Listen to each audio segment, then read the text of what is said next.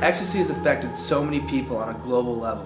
What we've done with Rolling is we've taken a fictional setting, a story that's created, then we've interlaced it with documentary style footage where these characters can talk and in their own words say what it means to be somebody who uses this drug. Rolling follows the lives of 8 ecstasy users over the course of a 24-hour period in Los Angeles. Billy had gone to New York to work on another script, and he had called me during the trip and said, I think we should do a movie about ecstasy. And we actually thought about it. Is this passé? Is this something that people don't really do anymore? Is it something from the 80s? Should we date this in the 80s? We really weren't sure exactly how to go about this because we thought that, you know, maybe this was not something that people were still interested in. Through extensive research that we did, we found that just wasn't true. We wanted to make ecstasy a character in the movie, and we felt that the best way to do that was to have a documentary approach to it that allowed us to do a lot of direct things with the information that we were trying to get across that we wouldn't really be able to get across as clearly if it were a straight narrative. Really what we're going for is that documentary feel without having to do the documentary. I know we want this movie to target an audience and really speak to an audience that has experienced this and can say, you know, this is what I went through. And these are filmmakers that have really touched on what I experienced, and I think they've done it justice, and I think they were very objective at it.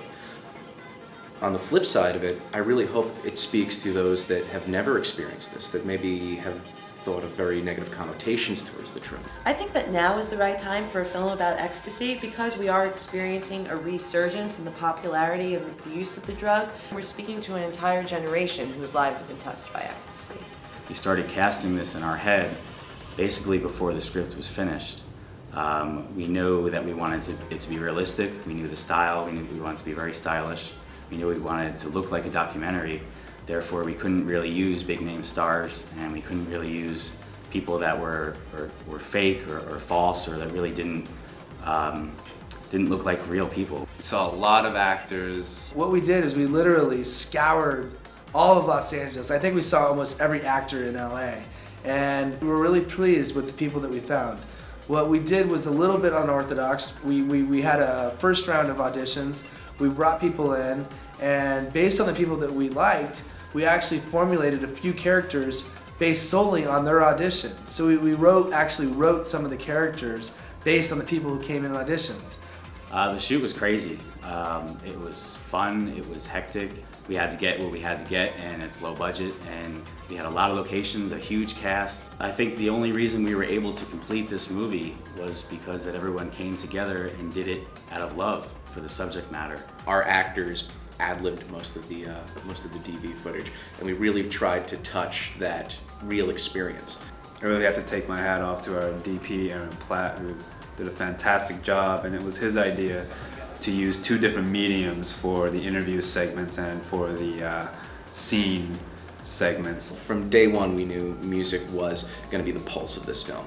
Music is the pulse of the ecstasy culture, and if you can't get it right, you're not going to get the film right, and you're not going to touch your audience. In many ways, music is at the core of ecstasy culture. Our characters are really diverse and rich in background, different lifestyles, and we wanted to show the different kinds of music they would listen to. I don't think that you could realistically make a film about ecstasy and not include house music to some extent. So what we did was we went out and we found 2 of the best DJs in California, Simply Jeff and Cazelle, and they're actually in the movie. They spin in the movie, and they've also provided a lot of the tracks for the film. And so when you're actually watching the film and you're watching these dance sequences, oftentimes they're listening to some of the same music that you're seeing in the film. And Cazelle is actually our music supervisor, and he compiled all of the music that you hear in Rolling. I honestly don't think a film like Rolling could be made by a studio. We didn't want to sugarcoat it. We didn't want to tell it in a way that wasn't true to what ecstasy and ecstasy culture is all about.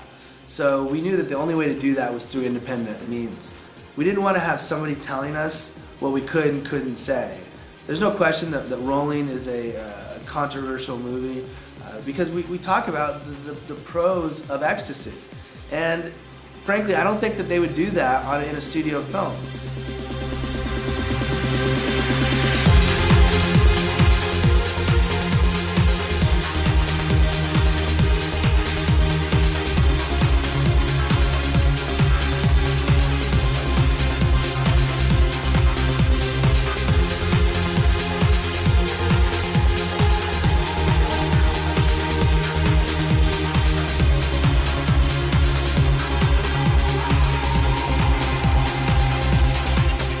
is the story of ecstasy, and it's the story of the people that use it. I believe Rolling's market is vast. This movie speaks to anyone who's ever looked for some sort of escape from their everyday lives. Go see Rolling. Check it out. Stop, drop, and roll, baby. Stop what you're doing, drop everything, and go see Rolling. Check out Rolling. I think that it's a film that really explores something that most films don't explore. So I encourage you to go out and check it out.